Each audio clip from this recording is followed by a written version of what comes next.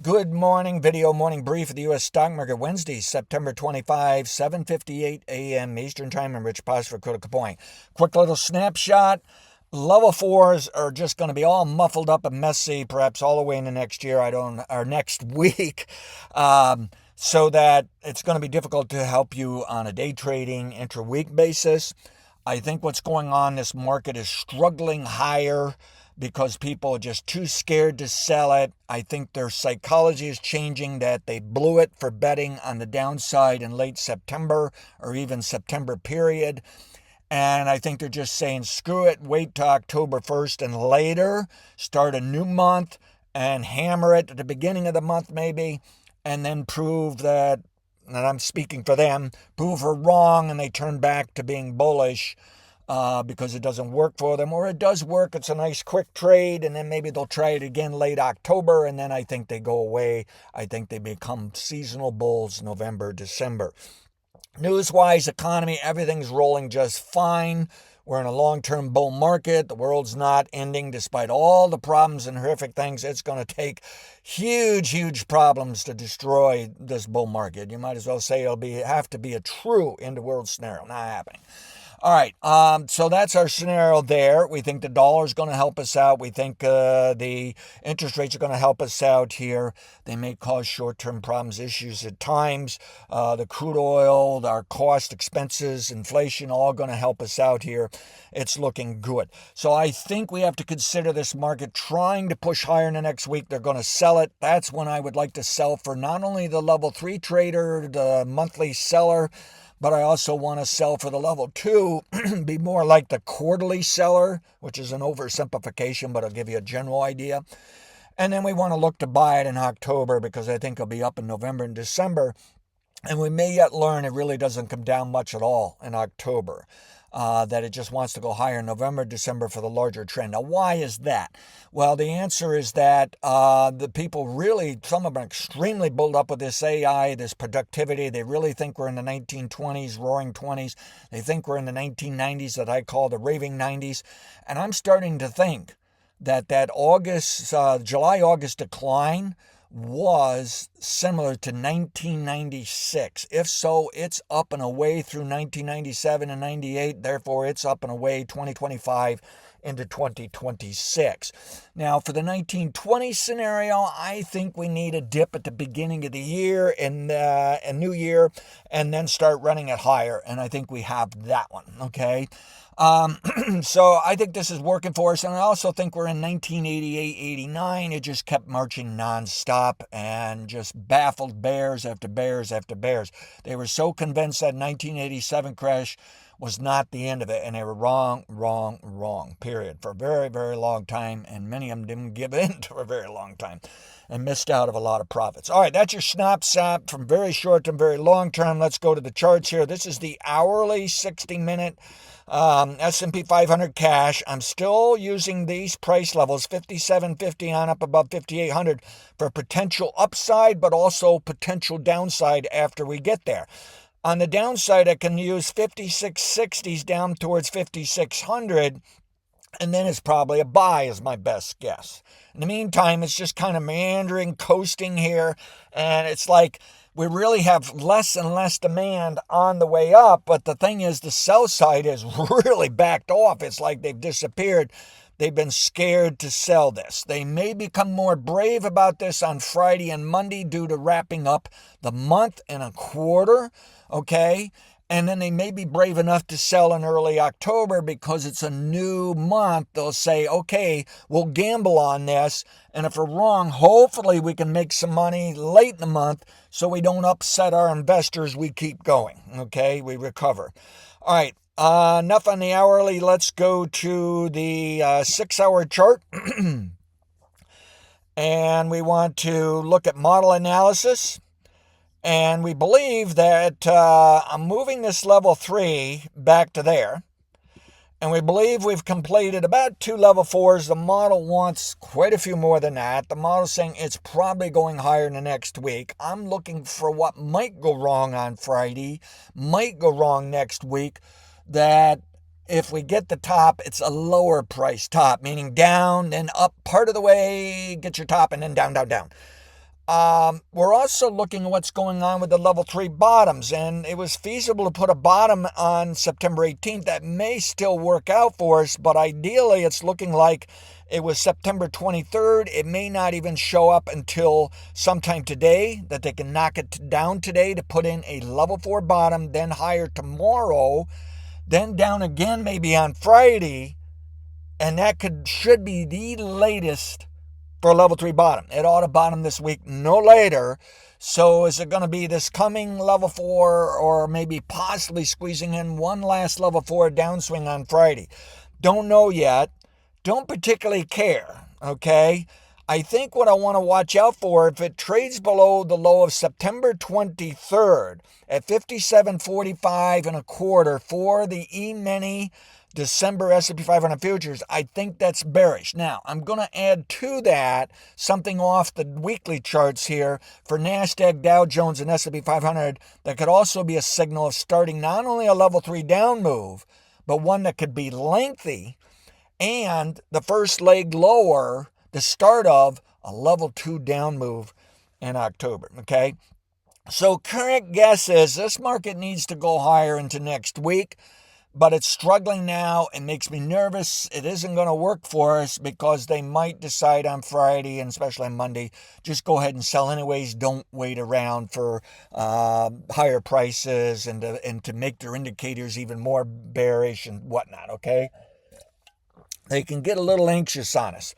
And they are watching, and we have to watch out. What could be a catalyst here is just a sudden surprise negative bearish news, and it could be very minor. It could be ridiculous, and they jump on it anyways. It is a vulnerable market. Nevertheless, we're looking for a bottom no later than this week if it's not already in place. We're probably going to target a bottom 2 or 3 weeks from now if it works out that way. That's the current best guess. In the meantime, we think the trend is up, but it's too late to tie it into a trend of what we've seen earlier in the month. We think this has to be a brand new level 3 up move, and we think what's going on is this level 3 bottom is going to slip in with very little downside this week. And again, it may already be in place. It's going to slip in quietly ahead of this coming level 3 top next week. And what that means is it can flip it around, so when we just went up, 7-9 days, we can now go down 7 or 9 days. And that, to me, sounds like at least the first leg down, or even the only leg down for the level 2. It sounds like something far more important. So those are the things we're layering in here to give us a clue of what the heck are we really doing, where are we going. All right, let's move to the S&P 500 cash. I think trade below yesterday's low, not a good sign, 5698.99. More so if it closes below it, but I can't get all that concerned until we start seeing it trade below the low of September 20th at 5674.49. That'll probably be a sign of a level 3 downtrend, and maybe, and in my opinion likely, a sign of something more serious to the downside. Dow Jones Industrials here, pretty much same story. Watch yesterday's low, watch the low of September 20th, and we can do the same thing for the NASDAQ, but the NASDAQ is doing some weird things of different timing over the next few weeks. They could be off the mark where we get a sell signal, say in Dow Jones S&P 500, we don't get the sell signal for the NASDAQ 2 weeks later, 3 weeks later. It may actually be the exact opposite too. So there's a little bit of fuzziness and weirdness going on here relative to the NASDAQ. Now, this is the S&P 500 daily futures chart with the model analysis. We've reverted to saying this is a level 3 top. And they tried their best to get it started, failed. They tried it again, failed. They've given up. They're now scratching their heads saying, how are we going to sell this? When are we going to sell it? When is this finally going to work? We think this is another level 3 uptrend. And the model is saying it's possible that it tops Friday, but ideally it should not top to Monday or later next week, and might even extend into early following, but we're going to go it's topping next week, okay? Now, the level 3 bottom, what we're coming up with, might have occurred. We're showing it may as soon as September 20th. I kind of favor September 23rd personally, and it doesn't really matter right now. But again, it can bottom tomorrow, Friday. It can bottom today by some alternate scenarios. And it just looks like it's bottoming on the way up, so that this top did not matter. This bottom did not matter. It's combining two level 3 trends for something like this. This is not how it works most of the time, but it works a little more over the past 5-7 years than it did in the past 20, 50, 100 years, okay? A little bit of evolutionary process there. And we're okay with it. It just tells us, the level 3s don't work for us as well as they used to, okay? Yet they work so darn well, the model's not changing. There's no, we're always going to be trying to find those level 3s. Lots of times when it combines two level 3s for a lengthier, steadier up move, it means more lengthier, steadier down move into the next level 3, which we'll put out here. So basically, up in the next week, down next week, into the following week is what we're looking at, okay? So now let's move out to the weekly chart, zoom out here, look at these larger trends, but I'm going to give you something that you can watch on a very short-term basis that could be a sign of problems. Now, we believe the market's moving up from a level 1 bottom. That occurs just a few times a year, and we have a sequence of those for the minor long-term bull-bear markets, okay? And we use those to help time. We're saying it's going higher in November, December, and it may now go higher than we think, faster than we think. This could be a melt up. This thing could soar not only into the 5,800s, but even a little over 6,000 going into the end of the year. So watch out for that. There may not be a reason to bet on the downside going into October, okay, or during October. But we're going to present it to you anyways, because the model's going to do it anyways, and it's up to you to decide, do you want to take a chance on it or not? Because this market may be just rocketing higher. It may also struggle or something in between, but basically just higher into November, and you're going to find out it really doesn't give us any problems in November, or very, very minor problems. Or problems in October, okay? Now, inside this level 1 trend, because it's so long, we're more likely to see the level 2 work. The level 2 is kind of like a halfway point, and it's almost like we're there, okay? It's like history's repeating for, I don't know, the 10,000th time for the history of U.S. stock market. So at any rate, we're looking for a level 2 top anytime now into the week of October 14th. This is the second most important kind of sell signal. Okay, and it can be just as important as level 1, but most of the time it's not. Okay, now it may top as soon as next week. So next week, following week, following week. That's the best time to top within its historical range, its moving target range of the history of the stock market. And it's meeting those requirements, but it's also met enough requirements. It's already met the ideal even to place a level 2 top now.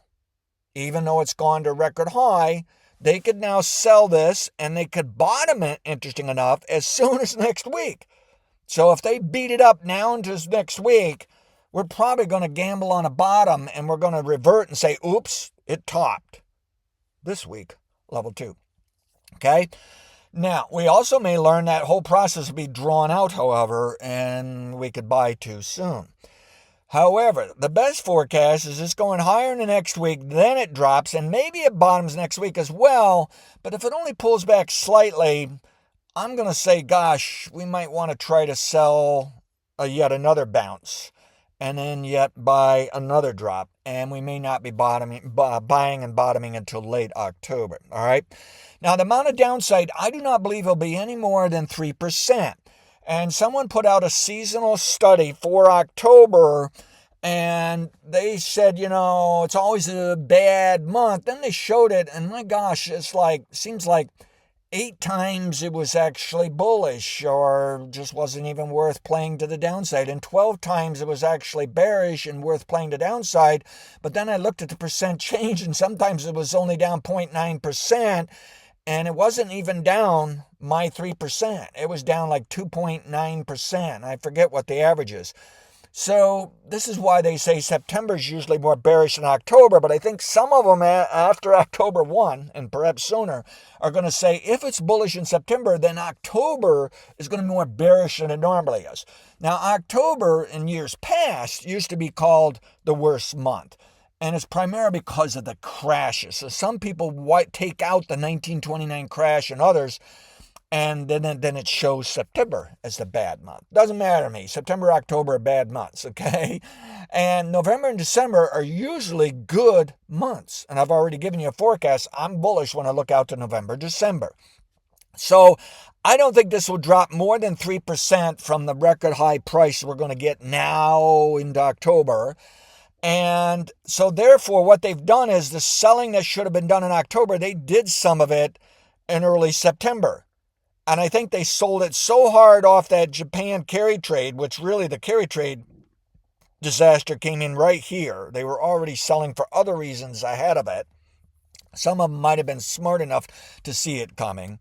I think they washed things out enough here this year that this level 2 bottom just doesn't matter. I don't think it's going down. I don't think it's really worth playing the downside. If you're with me on all this level 1 and all this fantastic long-term bull market stuff, and you kind of have an attitude, you don't have to take every sell signal, and you can filter some things out, and you can ride some things out, and you're just worried about screwing up your long-term bullish stance.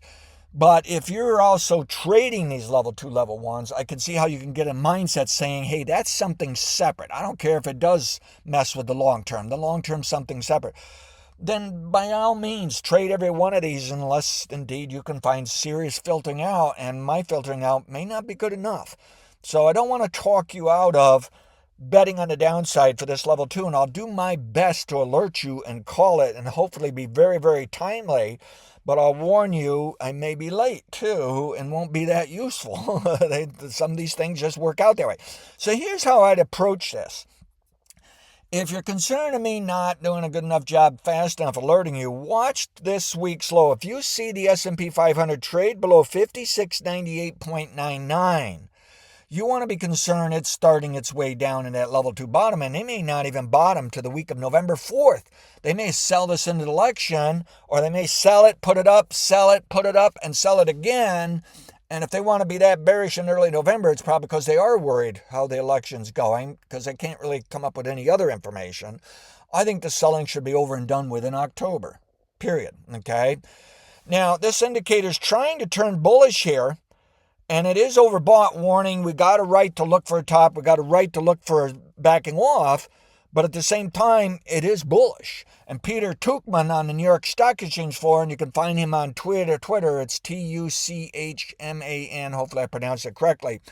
You know, he could just say, boy, this is just amazing how bullish this is. And he's saying, people are saying, we're in something that only comes in once a lifetime. This is gigantic. This is huge, okay?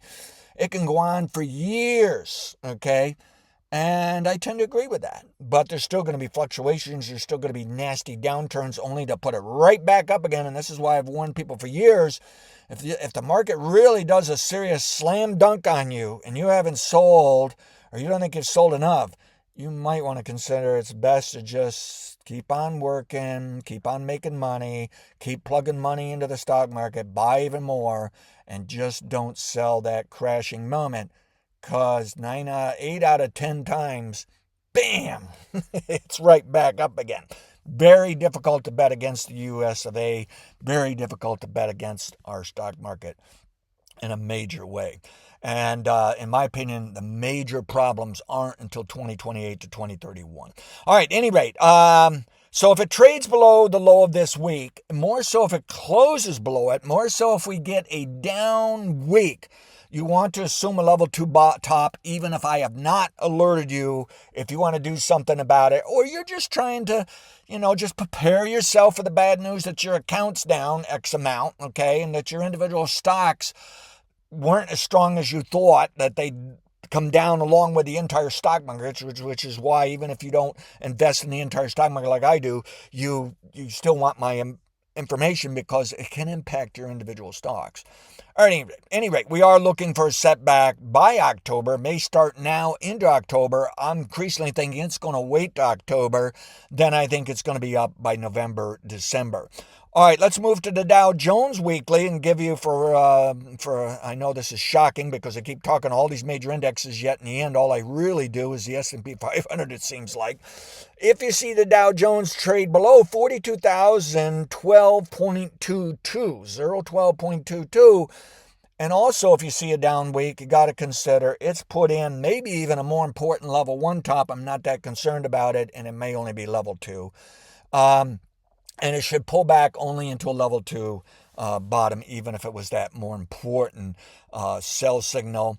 And so next up, we want to look at the NASDAQ cash, if I can find it quickly, because for some reason that's always scattered somewhere else in my chart. There's the composite. I guess I could give you that. There it is, NASDAQ 100 cash. This one's a different structure. The timing can be off 2 to 3 weeks. It has to do with the interference of NVIDIA Mag 7 versus all the other stocks. It's just playing a bigger role there. If the NASDAQ 100 cash trades below 19,739.67, more so on a weekly close, more so just a down week, you should consider we've got that equivalent top. We could be a little off on the timing of it, but you ought to consider, yes, it's time to knock it down for October, and then we will look for that bottom. All right, something else to consider here on a weekly basis. I haven't talked about this lately because I haven't think it's that important. This is the percent stocks above the 200-day average for the S&P 500. And I think it's high enough for many years to come, so we have to be concerned when it's on the highest of the highest. They're going to take some profits and knock the stocks down, maybe for no good reason at all. And we're getting back to the higher of this range. It can go higher, it can go all the way up towards 100%, which is the maximum. Okay, but we're also looking for a top that might be more important than normal and what we're suggesting here for the S&P 500, but it's also going to drop in about the same bottom, so I think that lowers some of the downside potential there, frankly. But I think what I want to warn you is, yes, it's about time for them to pull some money out of some of those stocks here. So I'm starting to get a little interested in the timing of breadth and some of these other factors, indicators here that could support us on the idea of a setback in October here. But at the same time, I want to be cautious of making too big of a deal out of it. This is the equal weighted S&P 500 index. And it can go higher for quite some time yet, but it also is meeting some requirements here that it can turn lower, and that may have something to do with a flip on NVIDIA or something. I don't know. NVIDIA's perking up. I don't trust it. I don't think it's going for a record high for the rest of this year. Can be wrong on that and would love to be wrong on that, but I think it's got some issues for a little while. They overdid it, and but I think the other stocks are going higher. And therefore, these major index like the NASDAQ, the Dow Jones, the S&P 500 are just going to go higher, even though we lose support from NVIDIA and can lose support even the Mag 7. Now, the Mag 7's perking up better than NVIDIA even. This one might go to a record high going into the end of the year, better than NVIDIA. And yet it could also stall out, and I'm not that concerned. I think we can get record highs in the standard indexes when some of the other sub-indexes, sectors, and individual stocks may not go to new highs by the end of the year. I'm okay with that. And ultimately, do not lose sight of the fact 2025 is probably going to be a really good up year. Some of 2026, maybe all of it, can be up as well. I don't see any real major problems or risk of like 15, 20% down until we get into late 26 to 27. Okay, so let's go for it the best we can. All right, now, outside markets, I'm not going to go through those right now. I'll leave it for the weekly update, and I may split it out and do a separate weekly update like I was doing a few months ago. At any rate, I don't see the interest rates causing any kind of a problem here, but they can work higher, okay? And we may have missed an important bottom after all, or we get a setback in the next couple of weeks. and then higher. I think we're just going to see some stability and support here. I think we're back to a normal trading bond market. They're just taking care of business of bonds. I don't think it's that important. Longer term, I think we'll still get lower interest rates. We'll get the Federal Reserve lowering. And the Federal Reserve talkers seem to be split into two camps of some saying they'll do very little, take quite a while, and some saying they're going to do a huge amount yet again, get it over and done with for a real shock here. Fascinating how they can be so split and create so much confusion here, okay? Any rate, that's all I've got for you this morning. We're getting closer for a sell-off in October. I'm thinking it isn't going to be all that big a deal, and it's going to be higher in November, maybe December, and then maybe a bigger setback, and then bullish next year. But I can't rule out starting some selling now, and I also can't rule out it's going to be more downside than I think, okay? And we'll take it one step at a time, but we do need to watch out for that they can sell at any moment coming to the end of the week and early next, the end of the month, in other words, and just suddenly shock it and hit it hard. It's like too quiet of a market to the upside, too steady. I don't think the demand is really that great. And dwindling. And I think the bears have just been dwindling more, holding back more. But boy, they could just step up in a heartbeat and hammer the market pretty easily. And yet, there's a reason they're backing off. They're getting nervous that every time they sell this, they get their head handed to them. Okay? Any rate, I think maybe a little setback today, up tomorrow. I think maybe another setback Friday, but ultimately I think this market's going to try to hang in there for us into next week. Tomorrow, weekly update, past results and on the same indicative future results. Have a great day. Thank you.